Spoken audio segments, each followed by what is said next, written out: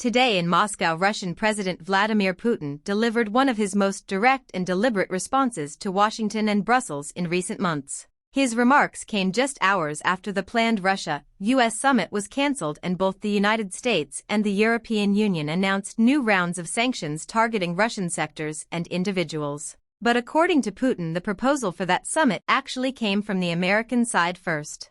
He revealed that the Kremlin had already agreed in principle only for Washington to later postpone the meeting indefinitely. Putin's message was clear. Dialogue is always better than confrontation, he said, but genuine dialogue requires respect, not ultimatums. The Russian president went further, criticizing the use of sanctions as a tool of political coercion. He noted that no self-respecting nation, as he put it, makes strategic decisions under threats. It was a line aimed not just at Washington but also at European governments following America's lead.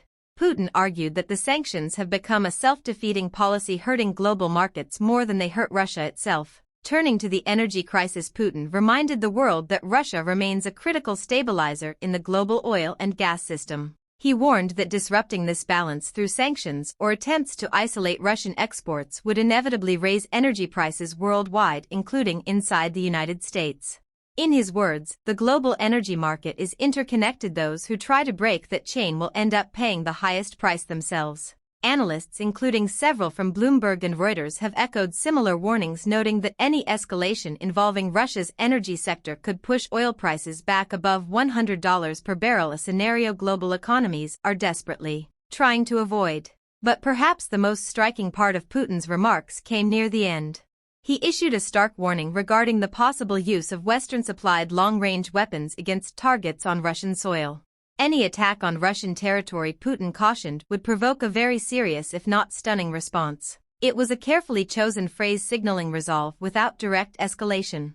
Experts interpret this as a deterrent message intended to remind NATO allies that Russia still holds significant military capabilities and strategic leverage. From a factual standpoint, the situation underscores a broader geopolitical stalemate. The West continues to rely on sanctions as leverage, while Russia continues to demonstrate resilience through alternative trade networks and energy exports, particularly toward China, India, and the global South. Economists argue that while sanctions have slowed certain sectors of the Russian economy, they have not achieved the level of political pressure Washington expected. Meanwhile, Europe's own energy costs have increased dramatically since 2022, fueling domestic debates about whether the sanctions strategy remains sustainable. So what does all of this mean?